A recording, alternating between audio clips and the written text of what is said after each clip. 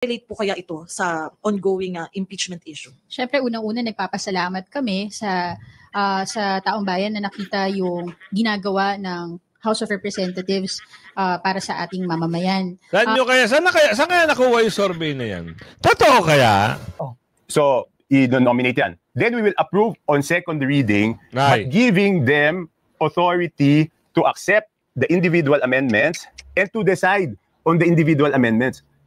Paano nangyari yun? So, ibig sabihin, in-approve namin itong version na to, tapos yung small committee, binigyan namin ng kapangyarihan na baguhin kung ano man yung in-approve namin, at yun na ang magiging final version. Pagbalik Good morning. Senator, klaro ho naman, niliwanag din kahapon ng Supreme Court na yung pong kanilang desisyon dito po sa impeachment case ni VP Sara ay final and executory. No? Ibig sabihin ho ba dito sa ngayon ay maaari na pong mamaya ang Senado ay agad nang tapusin ang isyong ito based on that decision? Is that the prudent way to do it? Or Yes. Magandang hapon muli sa ating mga kasama. Nandito na naman si Kuya Goods nagbabalik. At syempre, kung di ka pa nakasubscribe sa ating channel, subscribe na lang po at hit mo na rin yung bell para lagi kang updated sa ating mga video. Luhaan itong si Romualdez. Oo, si Balulong, pinamukha ang pirmadong ng mahistrado at pinagtibay pa. Naku, ito yung mga dapat yung malaman, mga kasama. Ibang klase na ho ang nangyayari. At parang ito si Toby, naku po, ibang klase na rin ang ibabalita nito. Parang, may nilalaglag na siya dito. At siyempre, wag natin kalimutan, may nagpapabati sa atin, ha. Ang sabi rito, basta pa-shoutout naman, Kuya Goose, always watching from Canada. John Carl Padilon, shoutout po sa inyo. Kailangan natin magbasa-basa muna, ha, kasi nakakahiya na doon sa ating masugid na subscribers na nagko-comment at hindi natin si shoutout. Marife Recafort, shoutout po sa iyo, ha, from Bahrain. Ingat po kayo dyan. At sino pa? Oo, basa muna tayo na. Ayan, watching from Japan, always support DDS Kara G. Ayan, shoutout po ng bonggang-bongga. At ito, sino to? Ayan, Daddy Tatay. Shoutout po ng Mega Love. Shoutout. Ayan, nakita nyo. Basa-basa tayo, ha. At mamaya itutuloy natin. Kahit pa paano makapag-shoutout muna tayo sa ating mga kaibigan, mga kakakilala, mga subscribers, at yung laging nanonood sa atin. Huwag niyo pong kalimutan, like and share ang video natin, ha. O, sino pa? Oo, Cherry Polintan. Shoutout po sa iyo, ha. Oh. Crisaline Sumuot. Yan, shoutout po sa iyo, ha. Kuya Goods, nakatutok kami siya araw-araw from Davao yan. Salamat po sa mga taga Davao at laging nakatutok sa atin. Jennifer Pacheco, shoutout po. Ayan, nasimulan na natin ang ating talakayan. At everyday tayong magsha-shoutout doon sa mga nagko-comment sa atin. Oo. Ito na ang balita ngayon. At mamaya-maya, abangan natin kung ano ang mangyayari sa botohan. Magbobotohan na ho. Kung matutuloy ba, kung itutuloy ba, o tuluyan ng ibabasura ang impeachment na yan. At mamaya, abangan nyo rin, ito na naman, nang himasok na naman ito si Teltel. Ang sabi niya dito, patungkol na naman sa desisyon ng impeachment, hindi na kayo natuto. Magbobotohan na nga, meron pa kayong pahapyaw. At ito, mukhang nagsisisihan na ho sila. Ito si Dilima at si Trillanes, ay nagbabatuhan na ho ng kanilang mga, bakit? Bakit sila nagsisiraan? Siguro gusto ng isa, siya ay gustong kuning vice-presidente. Kaya sinisiraan niya ngayon yung isa. Ganun yung atake, ha. Bahala kayo, magsiraan kayo, basta kami kay Bibi Sara kami. Ito, pasok! Isang pagkabigo sa mga dilawan, pink, realista at mga nakakaliwang grupo, umuwi silang luhaan. Yan. Dahil ang Supreme Court, binigyang diin ang kanilang naging desisyon at agad-agad daw na ipatupad ang kanilang naging desisyon na nagbasura sa impeachment complaint laban kay Vice President Sara. Sa isang press release ngayong Martes, sinabi ng tagapagsalita ng Supreme Court na si Attorney Camille Ting na walang bisa ang inihaing motion for reconsideration ng Kamara de Representante. Sorry! Wala nang MR. Iyak tawa na naman kayo. Iyak na naman kayo sa nabalitaan nyo. Wala na. Hindi na kayo aabante. Oo, yung iba atat na atat. Nagpunta sa Senate, andun, nagngangaw-ngaw. Oo, sino sila? Napakadami nila. Hindi ko alam. Magkano kaya ang bayad na naman doon? Parang siguro kumulang-kulang mga 150, 200, 500 na katao yun. Nandun, nagngangaw-ngaw. Kahit umulan, kahit inuulan na sila, sige, ngaw-ngaw pa rin. Bakit? Siyempre, alam niyo naman ang utos. Para daw ano? Makatulong sila, mga lampag, wow naman. Imagine! Kayo? Tigilan nyo na nga kami. Ang dami nyo mga pasakalye. Oo, nagsisimula lang kayo ng hindi magandang bagay dyan. Pinapatunayan nyo lang na kayo yung mga talunan. Loser, ika. Ika nga. Diba? Ito, nagdesisyon na naman. Sampal na naman ito sa inyo. Ano na naman gagawin natin dyan? Gagawa na naman kayo ng kwento. Sino naman kaya ang arangkada dito? Kasi meron naman yung babae, anak ito ng congressman ng Maynila eh. Oo, subukan nila. House encourage Senate to push BP Duterte impeachment to boost rating. Diba? Meron naman silang ganun pasakali. Oo, yung babae, anak ni Atras, nagsalita. Ano daw? Eto pasok natin. Ang nakakabuwisit lang mga kasama, naghahakot pa sila ng napakadaming mga, kahit bata, sinasama nila, matatanda, sinasama nila. Wala na silang mga dignidad sa buhay. Para lang mapanira at sirain ang pangalan BP Sara, eto na naman ang pinapagana nila. Ito. Po din sa impeachment kasi sa gitna ng mainit na issue sa impeachment ngayon, may lumabas na survey mula sa Okta Research. Ang dalawa po yung sinurvey nila sa Senate and sa House. On trust and performance ratings, ang nakuha ng Senate bumaba po 49% and 47%. Samantalang sa House naman ay tumaas 57% and 55% yung trust and performance ratings ka. Ano po masasabi niyo dito, attorney? And maire-relate po kaya ito sa ongoing impeachment issue? Siyempre, unang-una nagpapasalamat kami sa taong bayan na nakita yung ginagawa ng House of Representatives para sa ating mamamayan. Saan kaya nakuha yung survey na yan? Totoo kaya? Kayo mga kasama, hindi ako naniniwala doon sa mga pa-survey nila. Naniniwala sa House. Tumaas ang rating ng mga taga-kamara. Wow! Magic! Oo. Ay, yung mga ilusyon nyo, tigilan nyo na. Hindi ho naniniwala. At huwag nyo dadamay ang sambayang Pilipino na natutuwa sila at tumaas ang paniniwala nila sa House. Hindi. At huwag nyo dadali ng pangalang sambayan ng Pilipino dito sa mga kagustuhan nyo ma-impeach ang BP Sara.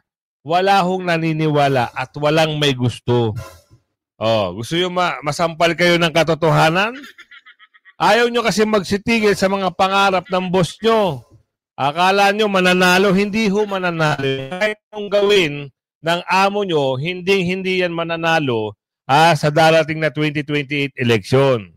Kaya kahit ano ang pilit niya, siraan man ang siraan, gawa ng kwento si BP Sara, Supreme Court nagdidesisyon. Alam nila kung ano yung mga pinaggagawa nyo.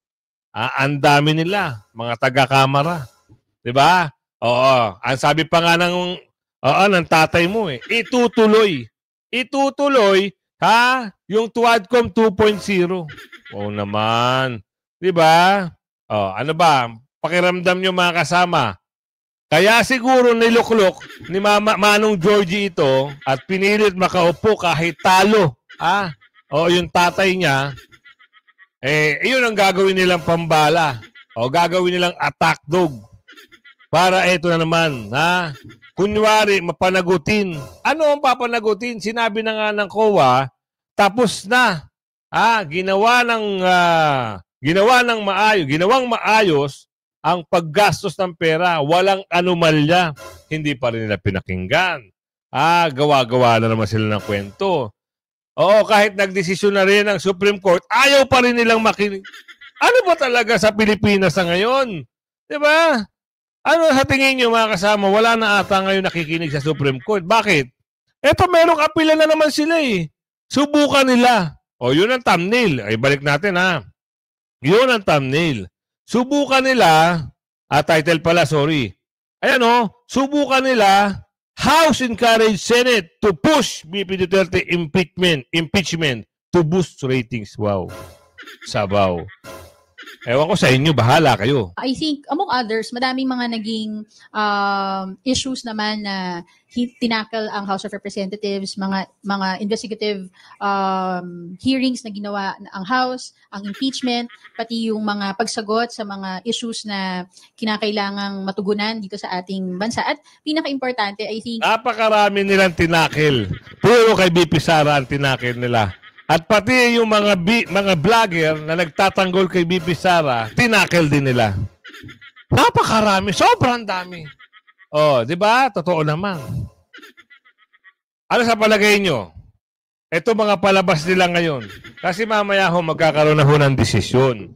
Pati yung issue na si Senador Marcoleta raw ay binibigyan ng kulay na hindi daw PDP Duterte Black. Wala na tayo doon. Ang katotohanan dyan, hindi naman talaga PDP si Senador Marcoleta. Adapted po siya. Inadapt po siya. Hindi siya totoong PDP. Kaya yun yung paliwanag niya. Ito na mga mapaggawang kwento, ginawa ng issue, si Senador Marcoleta daw, ayaw sa Duterte Black. Bakit kayo ginamit lang daw ni Senador Marcoleta itong Duterte para manalo, Diyos mío, Marimar naman. Halata ka naman, halata naman yung mga nagbibigay ng kulay dito kay Senador Marcoleta. Hindi ho ganyan ang mama. May prinsipyo ho yan. Kahit nung una pa lang, kung paano siya birahin ng mga kasamahan niya, sa tingin nyo, babaligtad dyan? Easy ka dyan, boy! Doon sa mapaggawang kwento. Doon naman sa mapaggawang kwento, ikwento nyo sa unggoy, baka magkaintindihan kayo. Nakita din kasi yung pagkakaisa ng mga miyembro ng House of Representatives, of course, through the leadership of Speaker Martin Romualdez.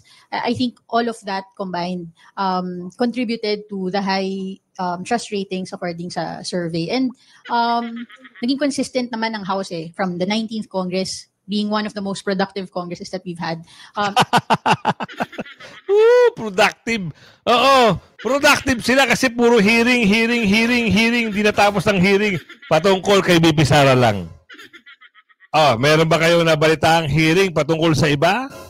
Magsimula ang 19th Congress, halos lahat yun sa Duterte ang hearing. Di ba? Ano pananagutin daw? Ano pananagutin? Naku. Kwentuhan na lang tayo nito. Ibang klase sila magbalita. Productive daw, productive. Oo, productive kayo sa mga... Bakit hindi nyo tanungin ang mga kasamahan nyo na mga bumaligtad na? Di ba meron na hong bumaligtad? 3 kongresista na ho ang bumaligtad. Paano mo nasabi, Kuya Goods? Napanood nyo ba yung kaninang umagang video natin? 3 ho yun. Oo, 'di ba? Umalma na sila at ito merong pasabog. May expose, may expose ito si Katobi.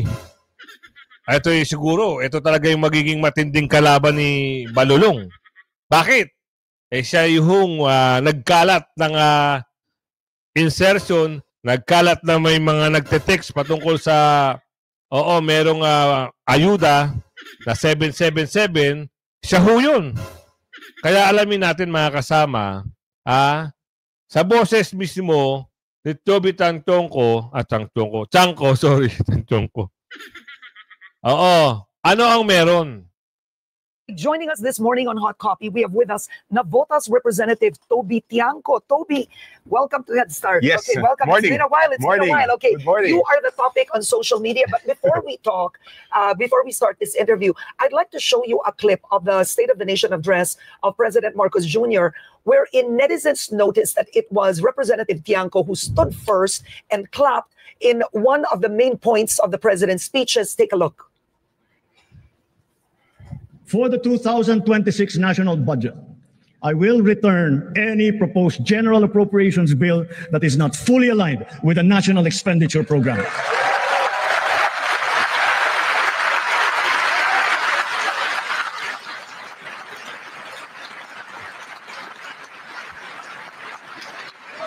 And further, I am willing to do this, even if we end up with a reenacted budget. All right, so that was the closing of President Marcos Jr.'s speech.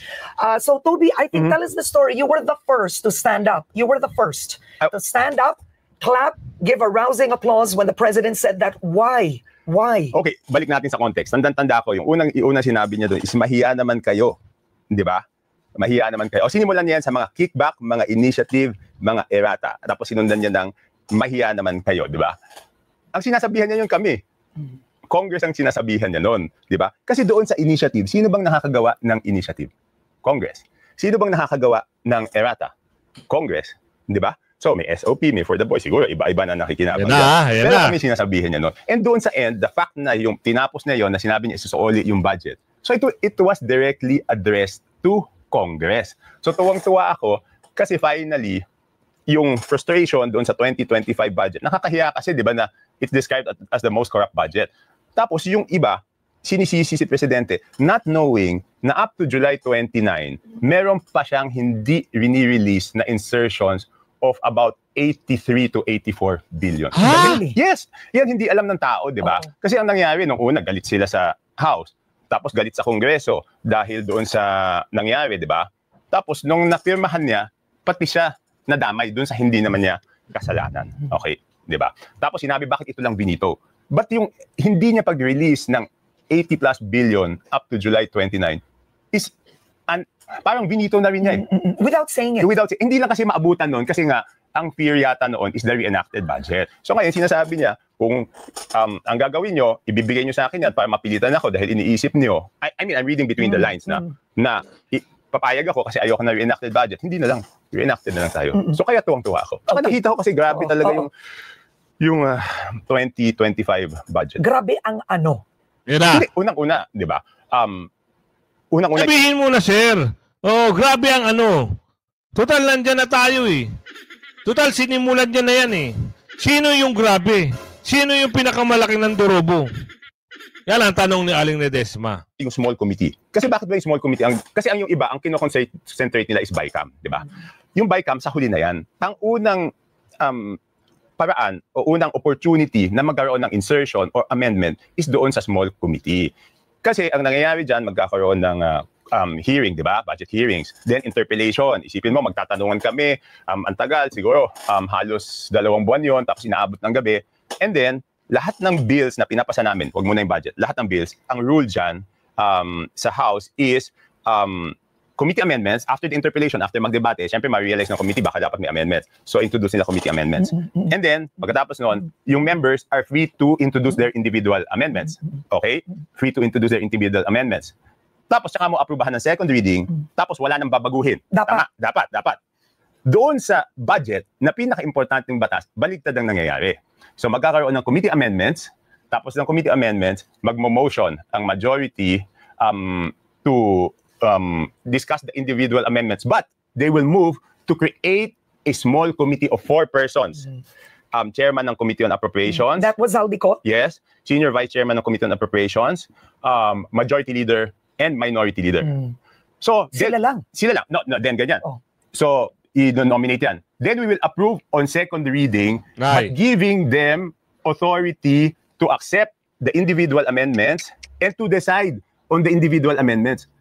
Paano nangyari yun? So, ibig sabihin, in-approve namin itong version na to, tapos yung small committee, binigyan namin ng kapangyarihan na baguhin kung ano man yung in-approve namin At yun na ang magiging final version. Pagbalik namin pagkatapos ng bakasyon, makukuha namin yung libro. Bago na. Kung ano yung ginawa ng small committee, At yun may na yun. dagdag. May dagdag, may bawas. Hindi naman pwedeng puro dagdag kasi hindi mo pwedeng lakihan yung budget, di ba? Kung 100 piso yan, 100 piso, ikot-ikutin mo na. So may mababawasan, may madadagdagan. In-approve mo na, paano ka paangal doon? Hindi ka na pwede umangal. Dahil sa third reading, yes or no na lang yun, wala nang amendments.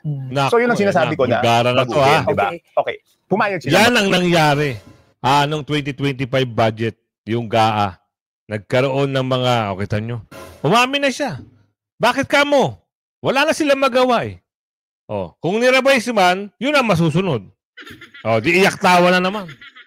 Baguhin. Pero hindi sila nag-commit na yung individual sabi nila gagawa ng subcommittee on budget transparency. Subcommittee on budget amendments. Yan ang Pero hindi sila nag-commit na individual amendments will be discussed in plenary.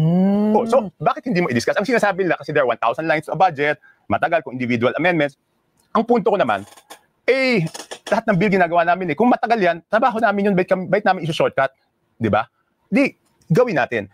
Hindi ko naman sinasabing lahat ng amendments ay masama. Okay, iliwanagin natin. I'm not saying all amendments are bad. May mabubuting amendments. So, gawin natin transparent sa public. I move that we reduce this amount from this department and transfer it to this department. Maliwanag kasi walang madadagdag kung hindi mo babawasan yung ibang ahensya. Okay, so, ngayon. Ngayon, konektado lang dito sa sinabi ng Pangulo na mahiya naman kami. Parang hindi kami nahiya. Kasi kami sinabihan na mahiya kami pa yung mag-iimbestiga ngayon. Okay. Paano naman mangyayari yun? Okay, so ang sabi ko, kung seryoso kayo, to show good faith, ang first step, ilabas nila yung amendments ng small committee noong 2025 budget. That's a good start. Kung ayaw nila ilabas yan, wala, lokohan lang to.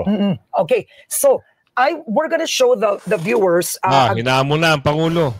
Ilabas nyo para magkalabasa na kung sino yung gumawa ng pandudorobo. Malamang meron dyan. Oo. Kaya ibang klase talaga ang stand ngayon ni Toby. Dire-diretso mo lang yan, Toby. Baka sakali. Baka sakali mapalitan mo na si Tambalulong. Ay, si Balulong. Dito tayo. Mukhang nagkakainitan na si Trilling at si Aling Mau. Mukhang nagkakainitan na silang dalawa. Bakit? Ito'y usapin na sabi rito, Dilima counters. Kinounter daw si Trillanes na anong tawag dito? Claim Robredo would have opposed to 13. Naku, nakakagulat itong yung banat nito ni alamin natin ngayon. Magandang araw po. I have always believed that principled disagreements can strengthen movements if they are rooted in truth and guided by respect. But when public accusations are based on conjecture, and when they target allies instead of adversaries, the damage falls not only on individual reputations, but on the greater cause we all claim to serve. Former Senator Antonio Sonny Trillanes IV has recently made public remarks against former Vice President, now Mayor Leni Robredo, suggesting, among other things, that she would have blocked any ICC arrest of Rodrigo Duterte had she won the presidency. I cannot, of course, speak on behalf of VP Mayor Leni, but I find that claim difficult to believe. Her public record speaks to the contrary. Naalala ko pa, noong nasa Naga City sa Bicol, kami ni VP Mayor Leni, ilang araw lang nakalipas ng pagka-aresto kay Duterte. Sa harap ng media, sinabi niya na ito ang unang hakbang tungo sa pananagutan at hustisya.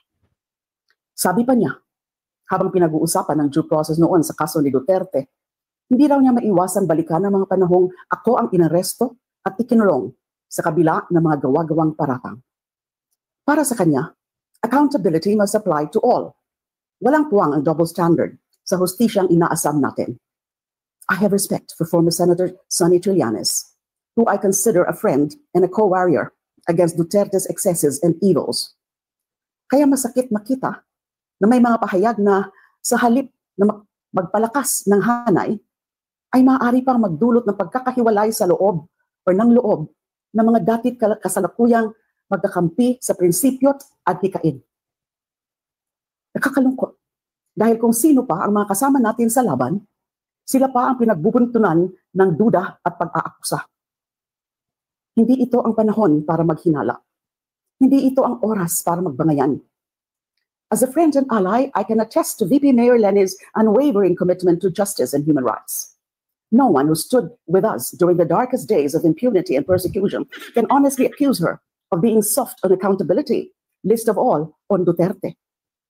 Tigilan nyo na kasi ang mga Duterte. Kayo-kayo ngayon mag-aaway. Bakit? Ito lang ang isang patunay. Bibigyan ko lang kayo, ha? Na isang patunay na dati, ayaw naman ni Ate Leni talaga yan, eh. Nadadala nyo lang sa... So bibigyan ko kayo, ha? Anong petsa ito? 18 hours ago, papakita ko sa inyo. Para mas maliwanag tayo, ha? Para hindi tayo nagkakalituhan. Banat Pinoy TV, Robredo, tutol sa pag-turnover kay Duterte sa ICC. Lalakihan ko sa inyo. Ibinunyag ni dating senador, noon na panahong 2022 election ay malinaw umano ang naging posisyon ni dating BP Presidente Leni Robredo na hindi isusuko si dating Pangulong Rodrigo Duterte sa International Criminal Court sakaling siya ang manalo sa pagkapangulo. During the course of the campaign, they said their position on the ICC was they would not recognize. Tama naman. Would not recognize. Basahin pa natin, ha. Jurisdiction. And that day, they would not surrender Digong to the ICC.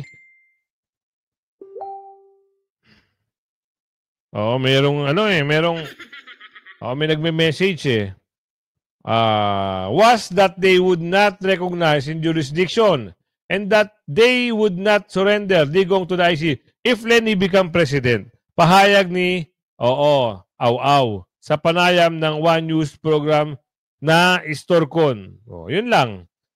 Meron silang banatan dito. Yun daw yung sabi. Yun daw yung statement. Dati. Kung sakaling manalo, yun, binulgar ngayon. Ngayon, ito naman si to the rescue kay Ate Leni. Ito si Mau, si Aling Mau. Ngayon, dalawa ngayon sila maglalaban ngayon.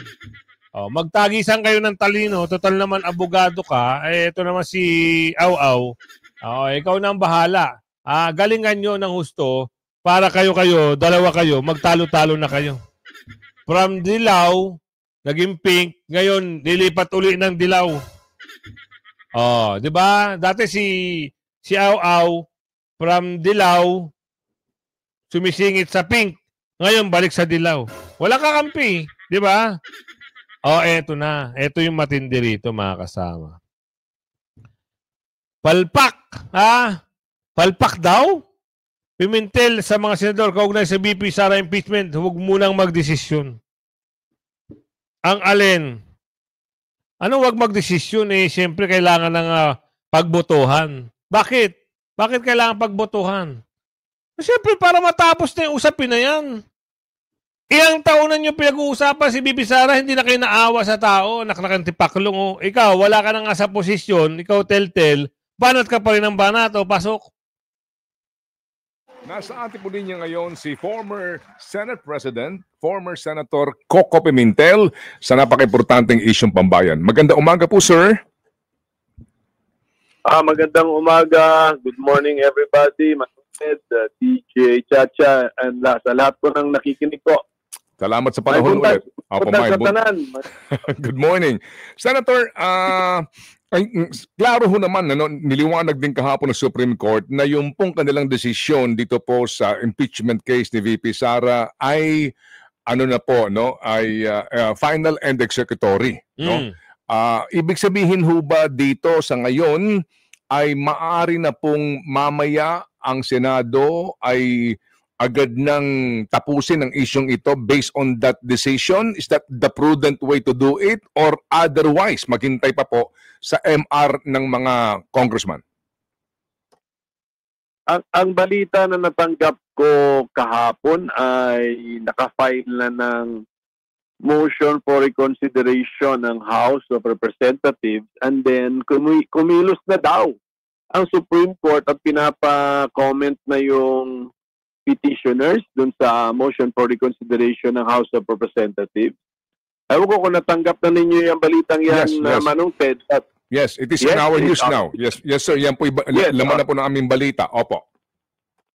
So, confirmed na yan. So, that means kung ini-entertain na ng Supreme Court ang motion for reconsideration, ang pakiusap ko na lang siguro sa mga senador, mga dati ko rin kasama, wala na ho. Tapos na ho ang usapin. Nagdesisyon na rin ng Korte Suprema at pirmado na.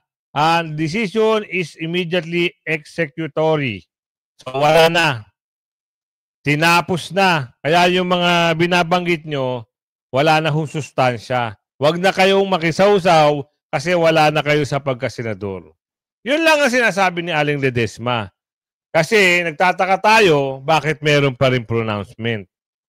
Hindi naman din kayo makakapag-hearing kung sakaling meron man.